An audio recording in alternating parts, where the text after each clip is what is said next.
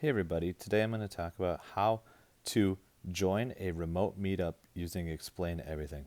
A remote meetup is essentially a chat room or a kind of like a Google Hangout where myself and anybody who wants to join me can be in the same space at the same time electronically.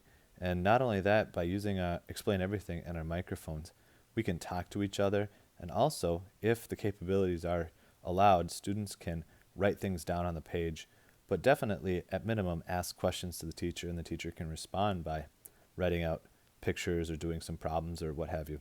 Now, the teacher would have made the online space already. They would have created it using Explain Everything. So this is the workflow that the student would go through in order to join that interactive space. So first of all, you want to join Explain Everything by clicking on the link.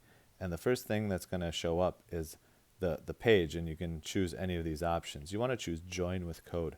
The teacher will have put the code somewhere, probably on Schoology, and or emailed it out to you or something like that. And at a specific time, at a specific date, you put the code in and join the room. Now, the first thing that the interactive room is going to ask you is, do you want to join with your microphone on or mute your microphone and join? It doesn't matter to me how you start that as a student joining, but some cases I'm going to ask that the students turn their microphones off so we can't hear their chitter chatter between each other. But sometimes I want students to actually ask questions or interact, so I might ask them to turn the microphone on. So this does not set the microphone configuration in stone right away. You can turn it on initially if you'd like. And then in the lower part of the screen, if your microphone's on, you'll see this icon next to the record button. But if you put your microphone and mute it, then you'll see this. And so you can just toggle this on and off as you need to in order to turn your microphone on and off and contribute to the conversation. Now, if the students want to decide to set up their own collaboration situation outside of school, then one person needs to go to Explain Everything and choose this option where they create and invite and collaborate. And once they make their own spot to collaborate, maybe they're doing a lab report together and one person loads up the lab report and then invites other people using the codes to join.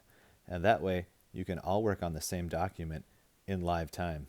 Those who would be joining would do the same set of directions as we talked about before. The person who made the meetup spot sends out the code to whoever they want, and then the others can join the code. And everything that I talked about when it comes to turning on your microphone and muting your microphone would apply. But you don't just have to do this with a teacher. You can do this collaboratively between lab groups or even virtual study groups as you're preparing for tests, quizzes, or even upcoming AP tests if that's what you want to use it for. Now, one thing I would recommend is using a microphone with headphones, such as one that you get with your phone.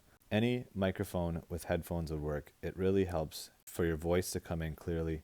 It kind of cuts out the echoey aspect of your voice. If you're in a large room, it might show some echo and be hard for you to hear. So if you had a microphone attached to some headphones that you'd use for your phone, that would be ideal. In fact, I'm recording my videos, and I always record my videos using a microphone so my voice comes in a little bit more clearly. It's not required, but it's strongly suggested if you're going to collaborate using your voice in an online situation. Well, anyway, that takes care of this little tutorial on how to join a remote meetup on Explain Everything. Thanks for listening.